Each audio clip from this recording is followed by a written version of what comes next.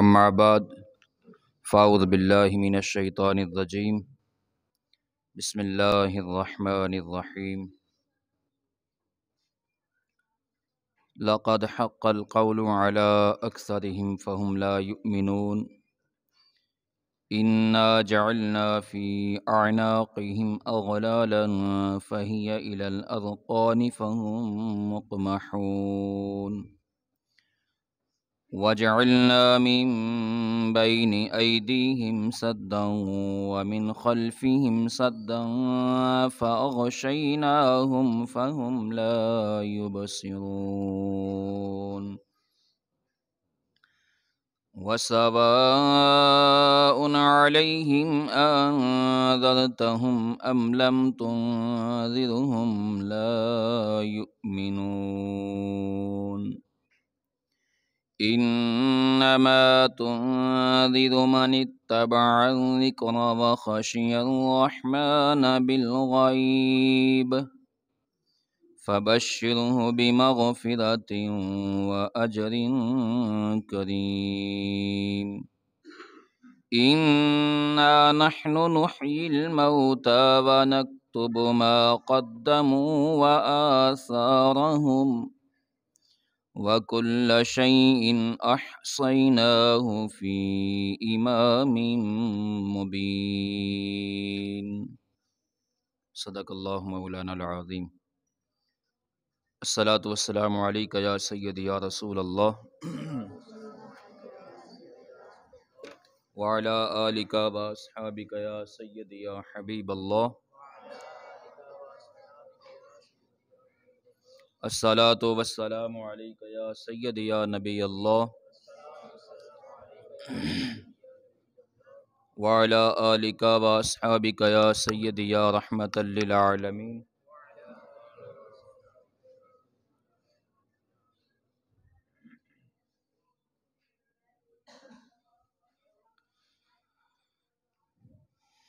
معزز حاضرین و سامعین، آج ہم سورہ یاسین کا آیت نمبر 7 سے آیت نمبر 12 تک مطالعہ کریں گے۔ رب العالمین نے ارشاد فرمایا لقد حق القول على اکثرهم فهم لا يؤمنون، بے شک ان کے پہم کفر و عناد کے باعث یہ بات لازم ہو چکی ہے، ان میں سے اکثر پر کہ وہ ایمان نہیں لائیں گے۔ یہاں آیت کریمہ کا روح سخن کفار مکہ کی طرف ہے۔ رب العالمین نے ارشاد فرمایا کہ حبیب صلی اللہ علیہ وآلہ وسلم جن کو ڈرانے کے لیے اے حبیب آپ تشریف لے آئے ہیں، جن کو خواب غفلت سے بیدار کرنے کے لیے قرآن کریم نازل کیا گیا، ان میں ایسے لوگ بھی موجود ہیں کہ جو اپنی ہٹ درمی بغض و عناد میں اس قدر آگے گزر چکے ہیں، اپنے کفر سے پیچھے ہٹنے والے نہیں ہیں، اب وہ ایمان لانے والے نہیں ہیں۔ وہ بھی لوگ موجود ہیں، یعنی ان کے دلوں پر موریں لگ چکی ہیں، اب کوئی بھی واعظ و نصیحت ان پر اثر انداز نہیں ہوگی۔ ان میں یہ لوگ بھی موجود ہیں کہ جو ایمان نہیں لانے والے۔ انا جعلنا فی اعناقہم اغلالا فہی الی الاذقان فہم مقمحون، ہم نے ڈال دیے ہیں ان کی گردنوں میں طوق، پس وہ ان کی ٹھوڑیوں تک پہنچے ہوئے ہیں، اس لیے ان کے سر اوپر کو اٹھے ہوئے ہیں۔ یہ وہ لوگ ہیں کہ جو اپنی عناد، اپنی ہٹ درمی اور اپنے بغض میں آگے گزرنے کے باعث رب العالمین فرماتا ہے کہ ہم نے ان کے گلے کے اندر توق ڈال دیے ہیں اور ان کے ہاتھ ہم نے باندھ دیے ہیں۔ اس آیت کریمہ کو کا مفہوم سمجھانے کے لیے اور تفسیر بیان کرنے کے لیے حضرت عبداللہ بن یحییٰ فرماتے ہیں کہ حضرت سیدنا علی المرتضیٰ شیر خدا کرم اللہ وجہ الکریم نے ہمیں اس لفظ کا معنی سمجھانے کے لیے اس طرح کیا کہ آپ پہلے اپنی ٹھوڑی مبارکہ کے نیچے اپنے دونوں ہاتھ رکھے، اس طرح رکھے، اور اپنے سر کو اوپر کی طرف اٹھایا کہ وہ پھر نیچے نہ کر سکے، یعنی نیچے نہ ہو سکے سر۔ اس طرح کر کے آپ نے فرمایا کہ اللہ رب العزت نے کفار کے گلوں میں اس طرح توق ڈال دیے ہیں کہ جن کے وہ ٹھوڑیوں تک پہنچ چکے ہیں، اب وہ سر نیچے کریں بھی تو سر نیچے نہیں ہو سکتا، یعنی اب وہ جھک نہیں سکتے، اب وہ مڑ نہیں سکتے اپنے کفر سے، اور جو ہے نا وہ نکل نہیں سکتے۔ کس وجہ سے؟ بغض کی وجہ سے۔ ان کے اندر بغض اس طرح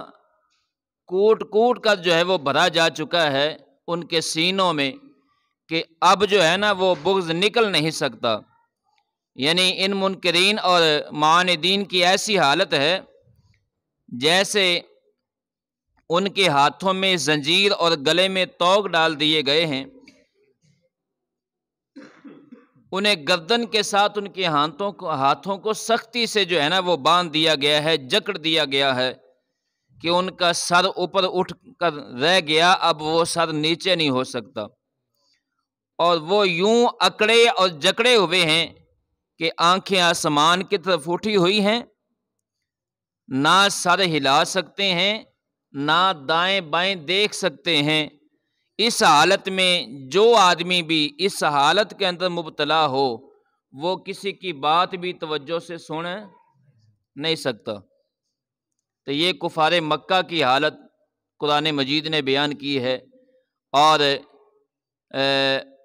روئے سخن اس وقت تو کفار مکہ کی طرف تھا، لیکن قرآن مجید کیونکہ قیامت تک آنے والے مسلمانوں کے لیے ہدایت ہے، آج بھی اگر کوئی بغض و عناد کی وجہ سے قرآن مجید سے بغض رکھ کر اگر اس کے احکام کو نہ مانے تو وہ انہی آیتوں کا مصداق بنتا ہے۔ تو فرمایا وَسَوَاءٌ عَلَيْهِمْ أَأَنذَرْتَهُمْ أَمْ لَمْ تُنذِرْهُمْ لَا يُؤْمِنُونَ، اور یکساں ہے یعنی برابر ہے ان کے لیے، چاہے آپ انہیں ڈرائیں یا نہ ڈرائیں، یعنی جو بغض کی آگ میں اس قدر جل چکے ہوں تو فرمایا ان کے لیے برابر ہے، چاہے آپ انہیں ڈرائیں چاہے نہ ڈرائیں، وہ ایمان نہیں لائیں گے۔ یعنی ڈرانا بھی برابر ہے، نہ ڈرانا بھی ان کے لیے ایک جیسا ہی ہے۔ آپ خبردار بھی کریں انہیں تو وہ تو ایمان لانے والے ہی نہیں ہیں۔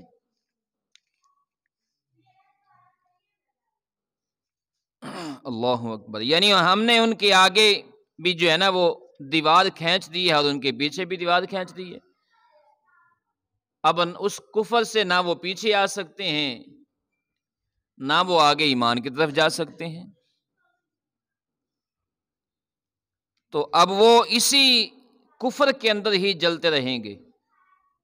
اور جہنم کے اندر قیامت کے دن جہنم میں اسی طرح وہ سڑتے رہیں گے، وہ کفر سے نکل نہیں سکتے۔ آج بھی اس وقت انہوں نے بغض کی وجہ سے رسول اللہ صلی اللہ علیہ وآلہ وسلم کو بنفس نفیس نہ مانا، جبکہ رسول اللہ صلی اللہ علیہ وآلہ وسلم بنفس نفیس ان کے اندر موجود تھے۔ آج کچھ لوگوں نے رسول اللہ صلی اللہ علیہ وآلہ وسلم کی دعوت کا انکار کر دیا، سمجھتے بوجھتے ہوئے۔ کفار مکہ بھی رسول اللہ صلی اللہ علیہ وسلم کو جانتے تھے کہ یہ نبی ہیں، لیکن بغض کی وجہ سے نہ مانا۔ آج لوگ جانتے ہیں قرآن حق ہے، دین حق ہے، لیکن اپنے بغض کی وجہ سے، اپنی انا کی وجہ سے کچھ لوگوں نے انکار کر دیا۔ یا اپنے مفاد کی وجہ سے کچھ لوگوں نے انکار کر دیا۔ تو جو لوگ اس طرح جو ہے نا وہ بغض کے اندر بغض میں مارے ہوں، نصیحت ان پر اثر نہیں کرتی۔ انما تنذر من اتبع الذکر وخشی الرحمن بالغیب، آپ تو صرف اسی کو ڈرا سکتے ہیں جو اتباع کرتا ہے قرآن کا اور ڈرتا ہے رب العالمین سے، یعنی خدا بند رحمان سے بن دیکھے۔ فبشرہ بمغفرۃ واجر کریم، پس خوشخبری سنائیے ایسے شخص کو مغفرت کا اور بہترین اجر کا۔ اے حبیب صلی اللہ علیہ وآلہ وسلم، آپ کا ڈرانا ان لوگوں کے لیے تو مفید ہو سکتا ہے جو لوگ اللہ سے ڈرنے والے ہیں، اور ڈر بھی کیسا کہ انہوں نے رب العالمین کو دیکھا نہیں ہے، بن دیکھے وہ اللہ سے ڈر رہے ہیں، اور وہ اس بات پر یقین رکھتے ہیں کہ ہمارے محبوب نے جب بتا دیا کہ اللہ دیکھ رہا ہے، ہمارے کریم آقا صلی اللہ علیہ وآلہ وسلم نے بتا دیا کہ رب دیکھ رہا ہے، اور قیامت کے دن ہم نے رب العالمین کی بارگاہ میں پیش ہونا ہے، ہمارا رب ہم سے پوچھے گا، ہم سے سوال کیے جائیں گے، ہم سے حساب لیا جائے گا۔ وہ بن دیکھے ڈر رہے ہیں، اور جو بن دیکھے ڈر گئے ان کے لیے رب العالمین نے فرمایا محبوب ان کو خوشخبری سنا دیجیے، ان کے لیے بشارت ہے ان کے رب کی طرف سے مغفرت کی بھی اور اجر عظیم کی بھی، یعنی اللہ انہیں معاف بھی فرمائے گا اور صرف اجر ہی نہیں بلکہ اجر عظیم عطا فرمائے گا۔ انا نحن نحیی الموتى ونکتب ما قدموا وآثارهم وکل شیء احصیناہ فی امام مبین، بے شک ہم ہی زندہ کرتے ہیں مردوں کو اور لکھ لیتے ہیں ان اعمال کو جو وہ آگے بھیجتے ہیں، اور ان کے ان آثار کو جو وہ پیچھے چھوڑ جاتے ہیں، اور ہر چیز کو ہم نے شمار کر رکھا ہے لوح محفوظ میں۔ کفار مکہ سے جب کہا گیا کہ اس رب سے ڈرو جس رب نے تمہیں پیدا کیا ہے، دوبارہ زندہ کرے گا، اللہ کی بارگاہ میں تمہیں کھڑا ہونا ہے، تو انہوں نے کہا کہ مرنے کے بعد زندہ کون کرے گا؟ کون زندہ کر سکتا ہے مرنے کے بعد؟ جب یہ ہڈیاں گل جائیں گی، یہ سڑ جائیں گی، یہ بسیدہ ہو جائیں گی، پھر کون زندہ کرے گا؟ تو رب العالمین نے فرمایا انا نحن نحیی الموتى ونکتب ما قدموا وآثارهم، ہم ہی زندہ کریں گے انہیں، بے شک ہم ہی زندہ کرتے ہیں مردوں کو۔ مردوں کو ہم زندہ بھی کرتے ہیں اور ان کے اعمال بھی لکھ لیتے ہیں جو آج دنیا میں ہم کر رہے ہیں۔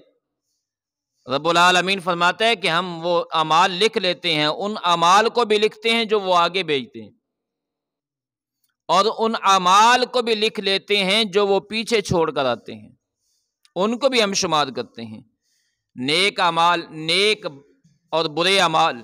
جو انسان کے آگے پہنچے، جو وہ کرتا رہا دنیا میں، اور پیچھے کیا چھوڑا؟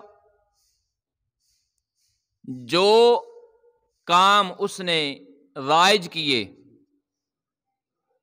وہ نیک کام چھوڑ کر گیا پیچھے یا برے کام چھوڑ کر گیا؟ جو کام بھی رائج کیے، جس چیز کو اس نے رائج کیا چاہے وہ بری تھی، تو پیچھے پچھلے لوگ جب تک اس پر عمل کرتے رہیں گے، اس کو اپنائے رکھیں گے، رائج کرنے والے کو بھی ثواب یا عذاب ملتا رہے گا۔ اگر وہ کام نیک چھوڑ کر گیا ہے تو قبر میں بھی اسے اجر ملتا رہے گا، لیکن اگر جس کام کو وہ چھوڑ کر گیا ہے وہ برا ہے تو یہ نہیں ہے کہ اس کے مرنے کے بعد اس کا حصہ ختم ہو گیا ہے۔ اگر وہ کام برا چھوڑ کر گیا، برائی چھوڑ کر گیا، اور اس برائی پر جتنے بھی لوگ عمل کرتے رہیں گے، اس برائی کو کرتے رہیں گے، اسے بھی قبر کے اندر ان کا حصہ ملتا رہے گا، عذاب قبر کے اندر پہنچتا رہے گا۔ ہمیں چاہیے ہم وہ کام کریں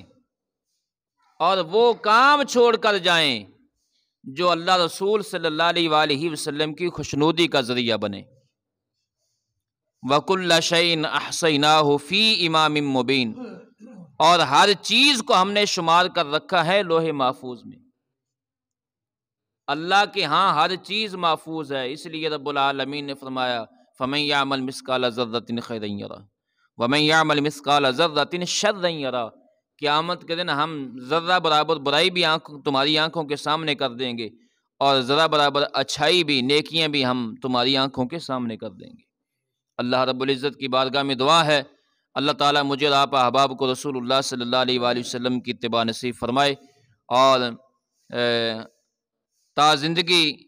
نبی پاک صلی اللہ علیہ وآلہ وسلم کے طریقے پر گزارنے کی توفیق عطا فرمائے۔ آمین ثم آمین، وما علیہ الا البلاغ المبین۔